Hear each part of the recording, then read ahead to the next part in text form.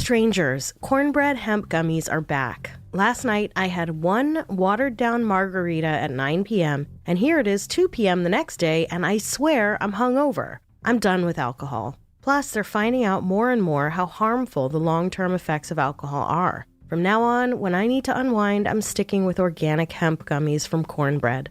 Cornbread Hemp gummies are America's only USDA organic THC gummy, with a 1-to-1 ratio of THC to CBD, real THC, no synthetics. It's 100% legal hemp, fast and free shipping, and it's totally legal. Alcohol doesn't have to be the default anymore. Whether you're doing dry January or just looking for a healthier way to relax and have a guilt-free good time, you gotta try Cornbread's THC gummies. Right now, Strange and Unexplained listeners can save 30% on their first order. Just head to cornbreadhemp.com/strange and use code STRANGE at checkout. That's cornbreadhemp.com/strange, code STRANGE. Cornbread Hemp. This is the good life. How many small actions does it take to create a horrific accident? How many people had to make just the right or wrong decision in order to create the exact conditions for disaster? When unspeakable tragedy happens, is it possible to untangle all the threads that wove it together? Welcome to Strange and Unexplained with me, Daisy Egan. I once had a friend who was obsessed with plane crashes. She read up on every detail of any crash she could get her hands on. She said it was because she had a terrible fear of flying, and reading about crashes somehow helped her feel some sense of control over them. For me, it's the opposite. The less I know about anything, the better. I was much happier before I learned about microplastics, for example. Now, every time I see food come into contact with any plastic, all I can think about are the forever chemicals coursing through my bloodstream, waiting to become cancer. I've said it before, and I'll say it again. It is exhausting to live in my brain. Up until I started doing this show, my fear of flying was pretty much nil. But then there were the ghost flights, the hijacked planes, and now today's episode that have all definitely made me think twice about ever again getting in a multi-ton metal tube that magically floats on air. Turns out, though, the magical flying machine doesn't even have to be magically floating in the air in order to be a death trap. Who knew the tarmac could be so dangerous?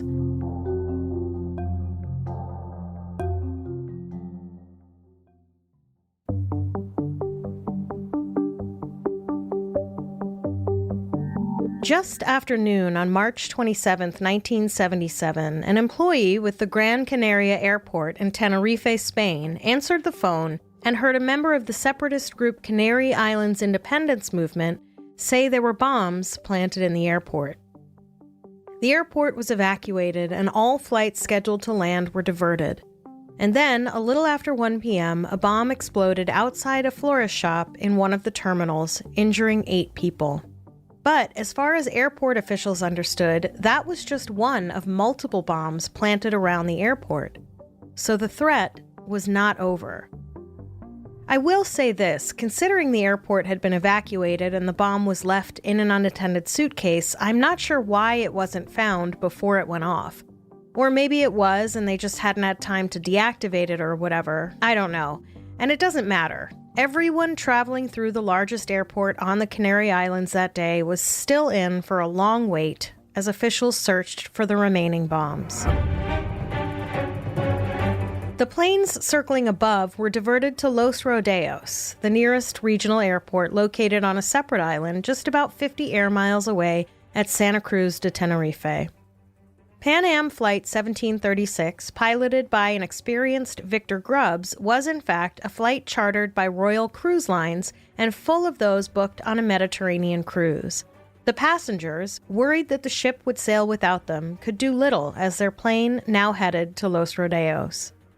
Lucky for them, among those aboard the Pan Am plane were the vice president of the cruise lines, the ship's cruise director, and several travel agents that had booked the flight and the cruise package. So, the ship would definitely not set sail without the VIPs aboard. KLM Royal Dutch Airlines Flight 4805, a gigantic 747 with 248 on board, 235 passengers, 52 of whom were children, and 14 crew, was in a similar predicament. The plane had been chartered by the Holland International Tour Lines. The big deal pilot who had control of the flight had his own set of scheduling worries. Jacob Louis Veldhuizen van Zanten, the airline's chief pilot, was the most experience the airline had. He was the guy who taught other guys how to fly these new big supersized Airbuses, ginormous machines that gobbled jet fuel, had an upstairs lounge, and 16 crew members on board.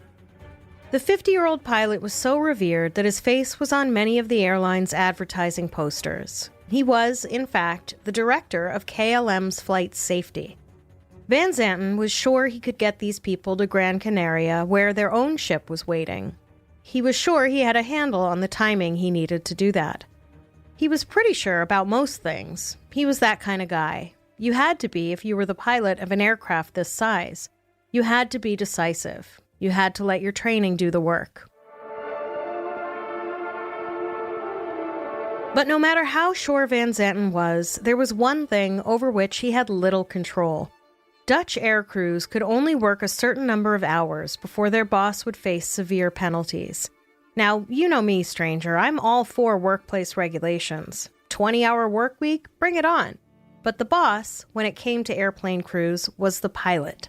So if there was a delay, the pilot could do nothing about, say, bad weather or, a bomb threat, or, God forbid, bad weather and a bomb threat. The pilot could be looking at losing their license and possible jail time. That's right. The penalty a pilot could face for letting their crew work over the allotted hours was possible jail time. Dutch authorities said this was necessary to ensure the safety of passengers. Something about not wanting pilots to fly tired? I mean, okay. So every minute he sat on the tarmac at Los Rodeos waiting to be cleared to fly to Gran Canaria was a minute he lost in control of the schedule. The airport bomb at Gran Canaria had upended everything. And now there was the fog the small airport regularly had to contend with, what with its high altitude. But what the airport did not regularly have to deal with was the number of planes sitting on its tarmac diverted from Gran Canaria. The runway was small and definitely not built to accommodate so many huge planes. Pilots Van Zanten and Grubbs knew that late March day was going to be a long one. What no one knew yet was that there had only been one bomb. The airport employee who'd fielded the call from the representative of Canary Islands' independence movement had misheard bombs plural. So the airport remained closed while the other bombs that didn't exist were being hunted down. Later, much later, when all of it had been dissected and explained, litigated and mourned, it would be clear that if only one small thing among a hefty list of things had been different, 583 people may not have lost their lives on the tarmac that day.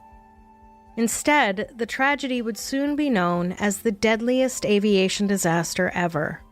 It still is.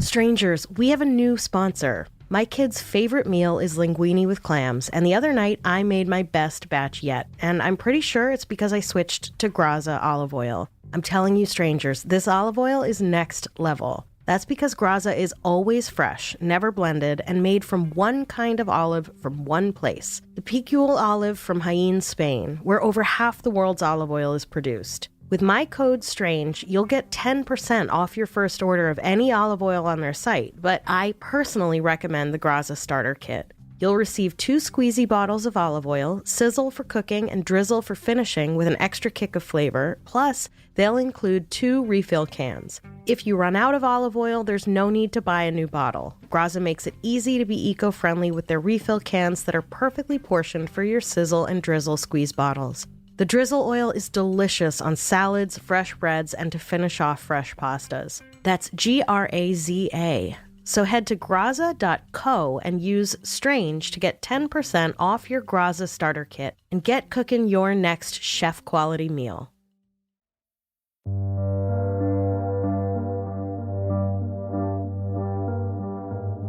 Who knows how many near misses we have each day? If that random stranger hadn't been there to pull me back when I ran into the street in front of a bus to retrieve a UPS box that had fallen off its handcart, I might not be telling you this story today. Who knows how many times I've dodged a bout of food poisoning because I chose to eat an entire box of mac and cheese instead of a salad laced with listeria. And who says eating healthy is always better? If I hadn't stalled on submitting my application to the crappy university I finally graduated from, maybe I wouldn't have met my son's father. It's the sliding doors of it all, which, incidentally, that movie is highly overrated. Did you know that Seth MacFarlane was supposed to be on one of the planes that hit the World Trade Center on September 11th, 2001? But because he was hungover and his travel agent gave him the wrong departure time, he missed the plane?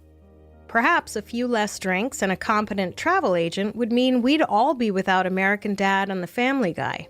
Take that how you will. Anyway. In 1977, flying was still considered quite the occasion, something worthy of dressing up for. Still kind of special and still kind of orderly and pleasant and thrilling. This was before we all had to get used to racing to find a seat on Southwest and be asked to pay extra to actually take clothes on vacation. One thing that was the same, however, was airlines' fun habit of overbooking their flights. If there are 200 seats on the plane, sell 220 tickets. Shh, don't worry, it'll be great. So with the Pan Am flight already having been delayed an hour in Los Angeles before picking up more passengers in New York, some surely disgruntled ticketed passengers couldn't get on and had to figure out another way to make it to their cruise out of the Canary Islands. Those folks had no way of knowing then how lucky they were. Pan Am Flight 1736 was a Boeing 747-121. The plane was 230 feet long. Its wingspan was 211 feet. The tail reached twice that height, and with that second-floor lounge, the whole thing was not terribly fuel efficient. It carried 60,000 gallons of jet fuel. This will be important later on. The trip to the Gran Canary Islands from New York was 12 hours, but once you got there, you were at your first posh touristy destination, a Spanish archipelago off the coast of northwestern Africa, created out of volcanic lava flows which had sculpted pristine black and white beaches that rest under towering palms.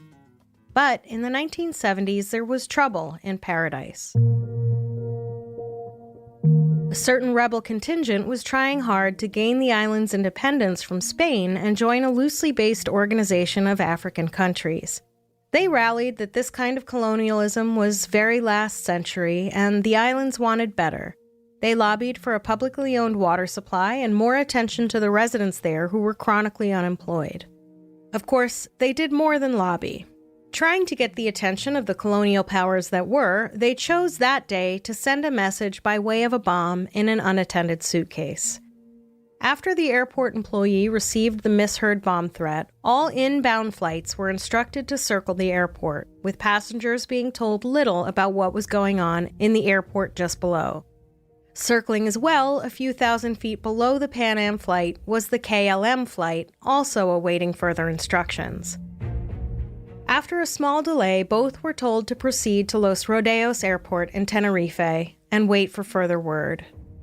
The Tarmac at Los Rodeos, with the diversions, was now tasked with servicing 50 more planes than its usual load. This meant that planes were parked on the taxiway usually reserved for aircraft about to turn on to the sole runway before takeoff. As most accounts of the day later note, this wasn't proving too large a problem for the busy air traffic controllers on duty because most of the planes were small and could maneuver around the larger ones to get to the runway when the okay to return to Gran Canaria was given. Ever mindful about time, KLM's Van Santen did some math. He had enough fuel to get back to Amsterdam, but who knew if he would still be burning fuel, waiting, or circling? It was proving to be a longer delay than the KLM pilot had figured. At around 4 that afternoon, he decided he could save time at Gran Canaria by refueling his plane while it sat on the Tenerife tarmac. He assumed the process would take about a half an hour. He radioed the tower. Refueling began, but it was going slow. Then, as described in Collision on Tenerife by John Ziomek, A few minutes into the process, word came that Gran Canaria Airport was now open and planes could return to disembark their passengers and board those waiting to get on for return flights away from Gran Canaria. Van Zanten must have been pissed. He was stuck. Pan Am's pilot, Grubbs, of course, would have loved to get the heck out of there, but he could not manage to get his jumbo jet around the KLM plane, which was blocking his way. According to Ziamek, quote, they needed a lot of room, about 140 feet, allowing for the wheels and the wing on one side. Grubbs had no intention of sitting around this airport any longer than he had to. Besides, he could see for himself that the weather was getting worse, end quote. Grubbs even had his flight crew climb out of the jet and manually measure the distance between the two planes to see if he could squeak by. Listen, I have to say that if I had been sitting on that plane and noticed the flight attendants out there with a measuring tape, I would have insisted on deboarding and getting a flight out any other time on any other plane. Either that, or I would be insisting on a boatload of complimentary tiny liquor bottles. The word from his officers was that they needed 20 more feet to get around the big-ass jet from the Netherlands. There was no choice but to wait for the other plane to finish refueling.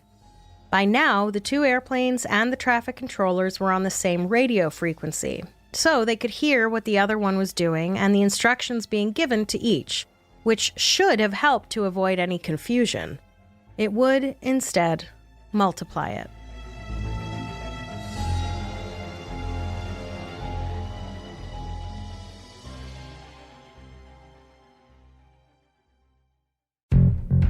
Strangers, you all know by now that I am the sleepiest person of all time. With how tired I always am, you'd think I would sleep like a rock. But no, it takes me forever to fall asleep. And when I finally do get to sleep, I toss and turn all night. That's why I'm so excited to talk about Beam's Dream Powder, a science-backed, healthy nighttime blend for sleep that is actually clinically shown to improve sleep and have you waking up refreshed. Before I started taking Dream Powder at night, my Oura Ring was giving me sleep scores in the 50s and 60s. After a few weeks of using it, I'm sleeping so much better, falling asleep quicker and staying asleep longer. Other sleep aids can cause next-day grogginess, but Dream contains a powerful all-natural blend of reishi, magnesium, L-theanine, apgenin, and melatonin to help you fall asleep, stay asleep, and wake up refreshed. And Dream Powder tastes like a delicious hot chocolate. The ultimate sleep refresh for the new year. Try Beam's best-selling Dream Powder and get up to 40% off for a limited time when you go to shopbeam.com/strange. That's shopbeam, BEAM.com/strange.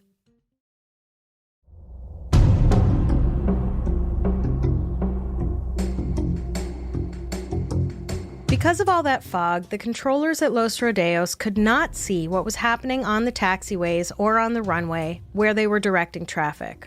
Which seems odd to me. Why even bother to have a control tower if your airport is shrouded in fog most of the time? Not really, but kinda. That meant they had to trust what the pilots were telling them about where they were on the runway. When Grubbs, in the Pan Am plane, asked KLM's Van Zanten how much longer it would take to refuel, he regrettably answered 45 minutes.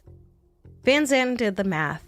He knew that the crew had begun their day at 9 a.m. in Amsterdam. If he could get off the ground at Tenerife by 5, he could get to Gran Canaria and turn the passengers in an hour and take off before he'd be required to cancel the outgoing flight and ground the crew.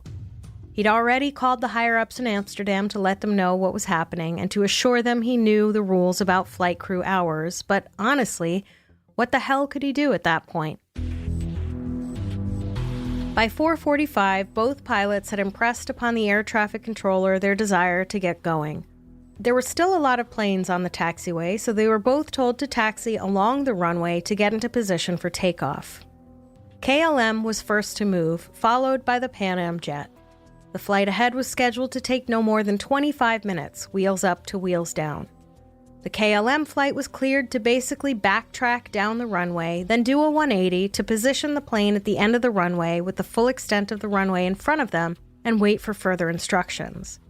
Grubbs of Pan Am was told to do the same, except that he was to exit the runway by way of a little intersection that would put him back on the taxiway until it was his turn.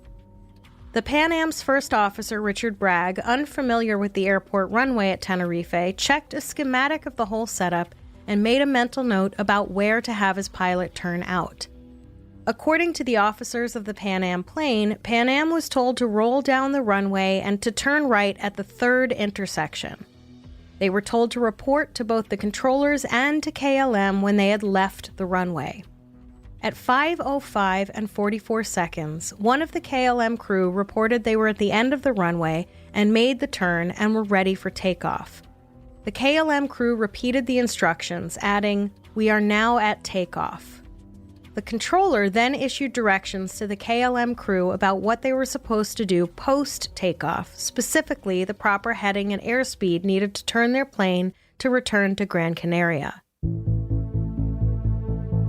According to later investigations which synchronized the audio tapes with the black box recorders of mechanical changes in the cockpit, Van Zanten then released his brakes and pushed his throttle forward. The tower was aware that Pan Am was still taxiing and so had not reported that it had turned right to get off the runway, clearing the runway, because of course Pan Am had not made the turn yet and the runway was not clear. Meanwhile, in the Pan Am plane, the third exit, there were 4, was either missed due to fog or purposely excluded because that turn would have required not a 45-degree angle veer for the huge jet, but a 148-degree angle turn, which the behemoth could not have made in that limited space.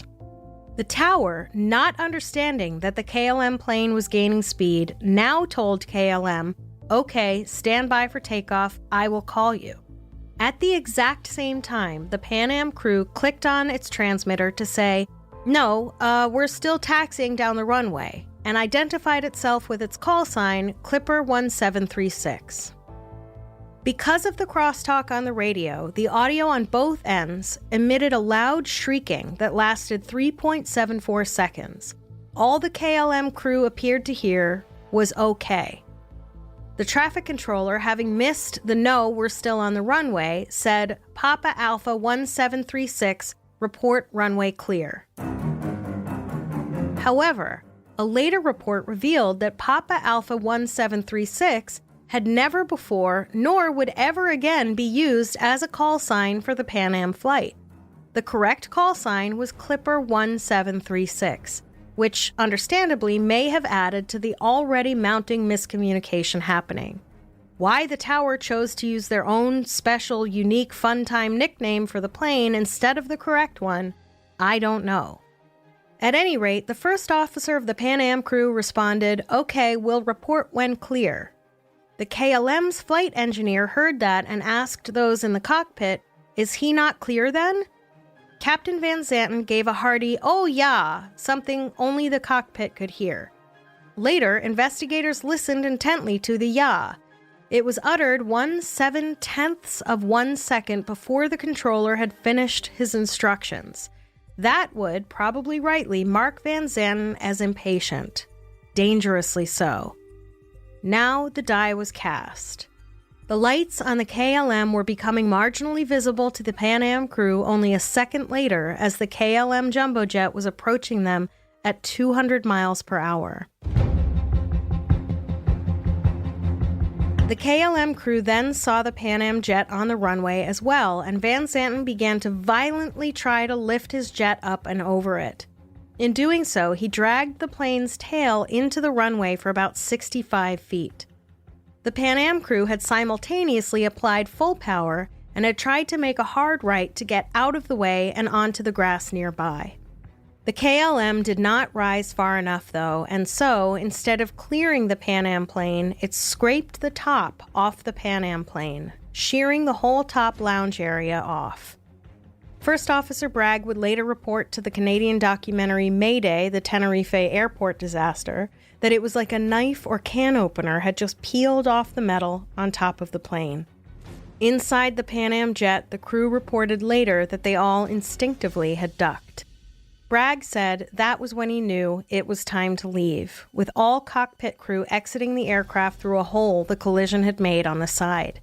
They each then took a 45-foot drop onto the concrete runway before rolling onto the ground and scrambling away as fast as possible.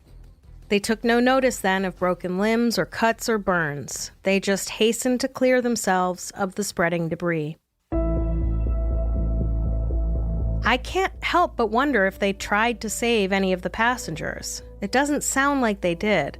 I'm sure they were terrified for their lives, but also, isn't assisting passengers in the event of an emergency part of the job title?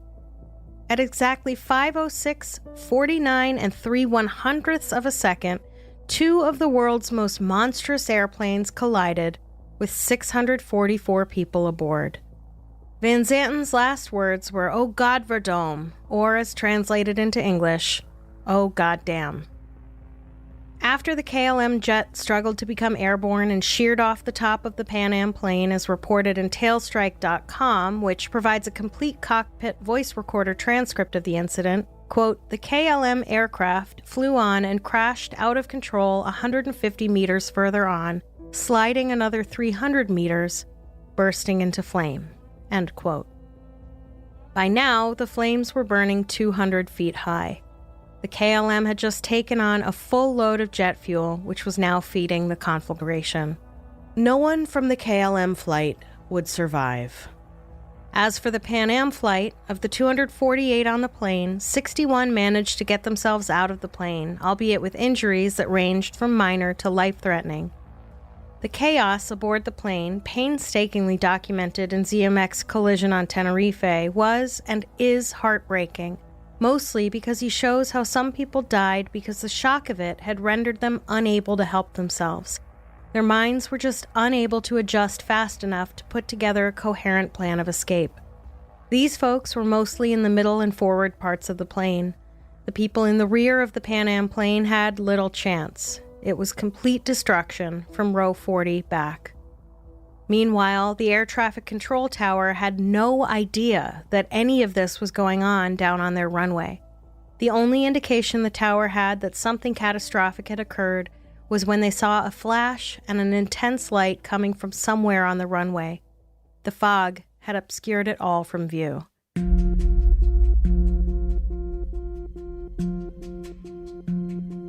A man on board the Pan Am flight had survived with his camera to take some pictures from the earliest moments.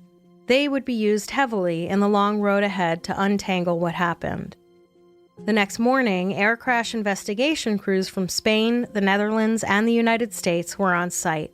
The planes were still burning. A thorough analysis took 21 months. A final report on the disaster was filed by the Spanish Undersecretary of State for Civil Aviation in December 1978. It would note Van Zanten's preoccupation with making his way back to Amsterdam in time to avoid any kind of punishment.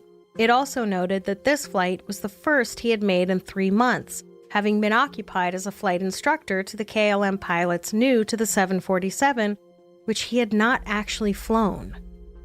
What is noteworthy there is that in simulators, there is no air traffic controller telling pilots what to do. The man who is directing the training exercise, read that Van Zanten, does the controlling. He was the one who gave clearance to take off to his practicing pilots. Why is this important? Because he became used to being the decider. And he decided on March 27, 1977, to move without clearance to do so. To be clear, he didn't know he didn't have clearance. It's not like he was going to take off while another aircraft was sitting on the tarmac in front of him, but he definitely didn't do enough to be sure the runway was clear. But really, there were so many small things that piled up on top of each other that led to this awful tragedy. So many chances of fate and seemingly tiny decisions that added up to a mess.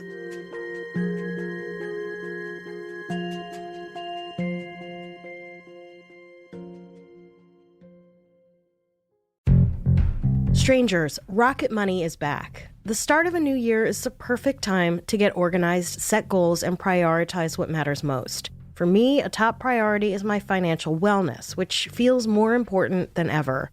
Thanks to Rocket Money, my goals feel achievable. Rocket Money shows me all of my subscriptions right in one place and helps me easily cancel the ones I forgot I've been paying for. Rocket Money also pulls together all of my spending across all my different accounts so I can clearly track my spending habits and see where I can cut back. Rocket Money is a personal finance app that helps find and cancel your unwanted subscriptions, monitors your spending, and helps lower your bills so you can grow your savings. Rocket Money has over 5 million users and has saved a total of $500 million in canceled subscriptions, saving members up to $740 a year when using all the app's premium features. Cancel your unwanted subscriptions and reach your financial goals faster with Rocket Money. Go to rocketmoney.com/unexplained today. That's rocketmoney.com/unexplained. rocketmoney.com/unexplained.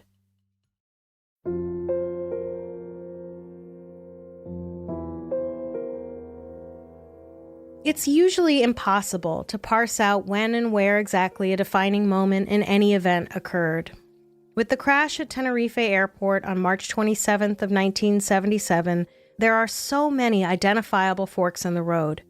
To heavily paraphrase Zymek as he ticked off the what-ifs, if the Pan Am plane had not been delayed in LA, it would not have been delayed in leaving New York, and it would have arrived before the KLM plane, thus would have been put in front of that plane in their mutual redirect to Tenerife.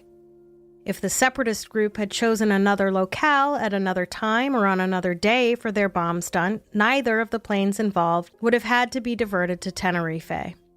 If the person who answered the call heard bomb singular instead of bombs plural, it's possible the concern after the blast would have shortened the timeline on that day. If the two jets had been sitting on a wider taxiway, Pan Am could have slipped past the KLM jet and been on its merry way. If Van Zanten hadn't figured he'd beat the clock by refueling, or if he had decided earlier in the day to begin refueling, the two planes might have proceeded to take off earlier when the weather was better and visibility vastly improved. If the Pan Am crew had objected to taxiing on a live runway and simply waited their turn, the planes would not have crossed paths. If the crews had not talked over one another, no squealing noise would have obscured the message, which came over, at best, as garbled and truncated. If the air traffic controller had not used the word okay, perhaps the KLM plane would not have begun its takeoff roll. If the Pan Am crew had taken the third exit as instructed and tried to somehow manage the difficult angle without edging onto the grass, they at least would have been out of harm's way. If Van Zanten had not been impatient or distracted or so confident he could beat the clock and stay within the lines drawn by Dutch lawmakers, he may not have rushed the takeoff. If he had just listened to his flight crew, he could have canceled the takeoff, just in case the subordinate officer was correct in assuming the Pan Am plane had not removed itself from the runway. If the weather had improved, the pilots and the controllers would have seen the runway clearance issue long before anything irreversible happened.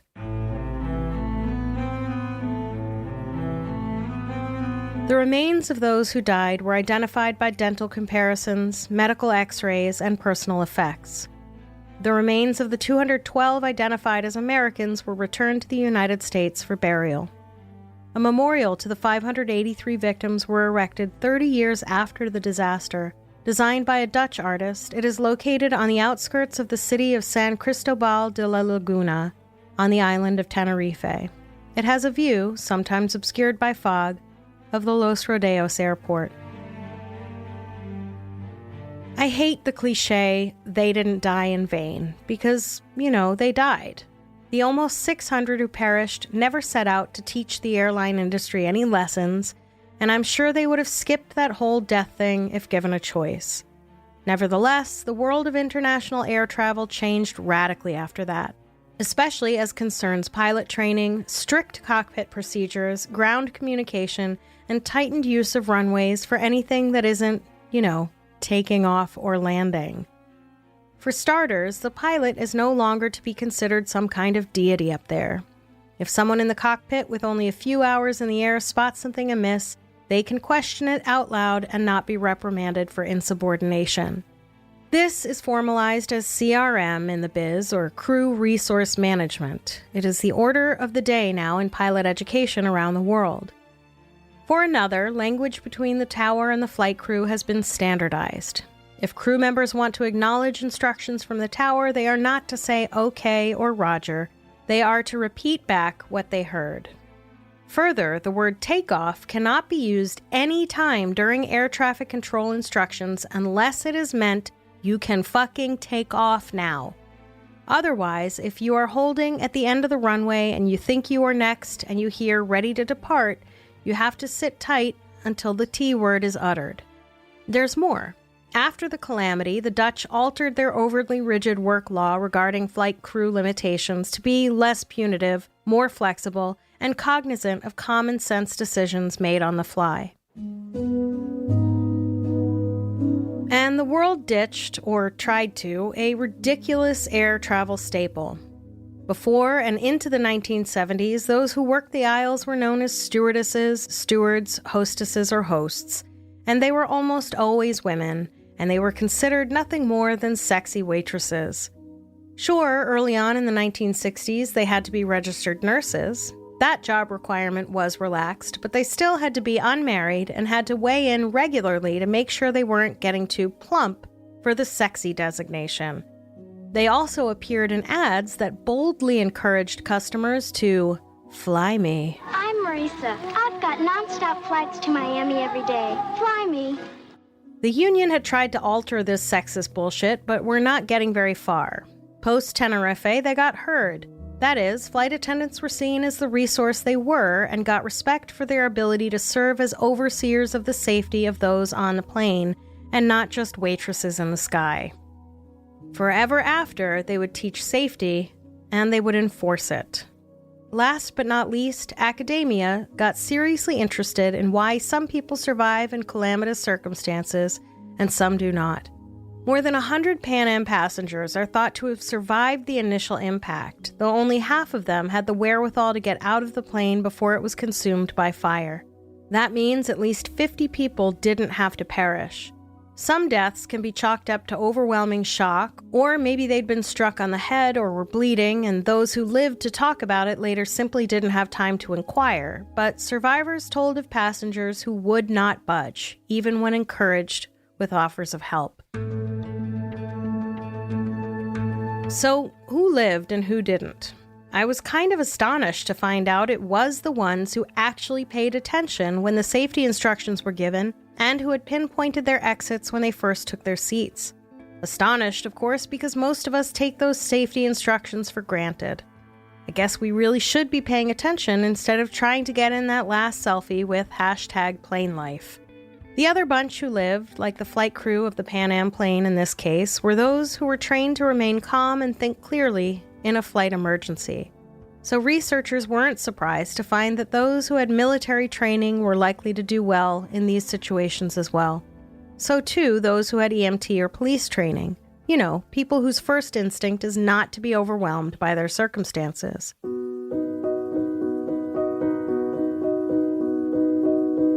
Plane crashes are rare.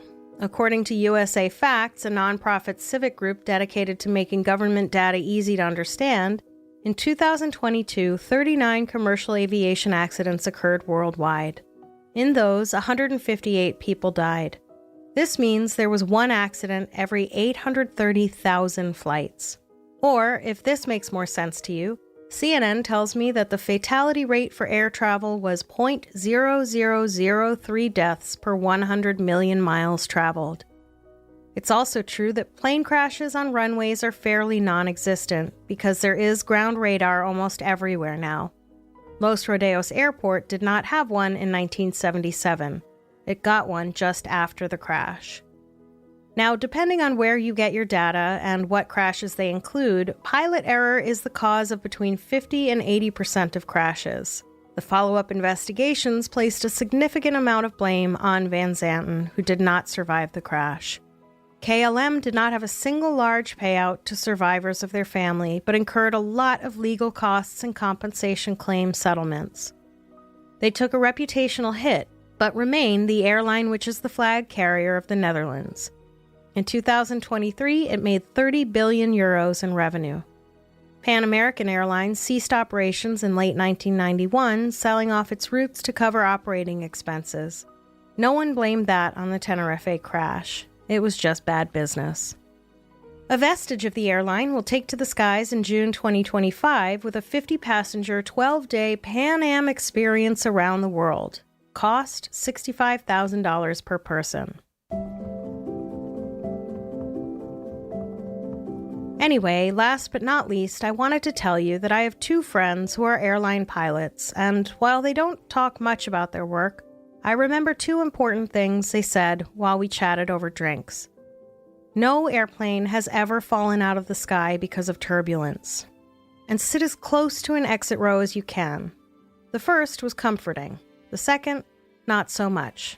Still, I have not forgotten either one.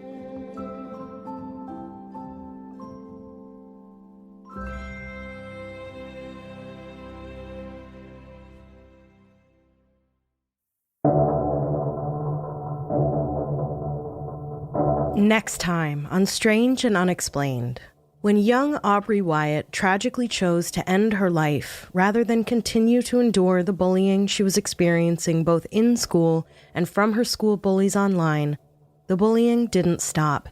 Bad behavior seemed to spread like a virus from both sides. Strange and Unexplained is a production of Three Goose Entertainment with help from Grab Bag Collab. This episode was written and researched by Amy Wilson and me, Daisy Egan. Sound engineering by Jeff Devine, with music from Epidemic and Blue Dot Sessions. If you have an idea for an episode, head to our website, strangeandunexplainedpod.com, and fill out the contact form. I will write back.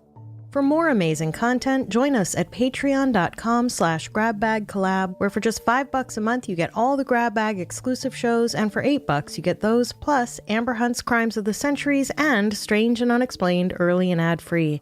Grab Bag is an all-female and non-binary owned profit share network where our contributors get to keep ownership of their shows. We strive to give a platform to those who might not be able to land themselves on a bigger network. Who knows? Maybe you have a podcast idea you'd like to pitch to Grab Bag.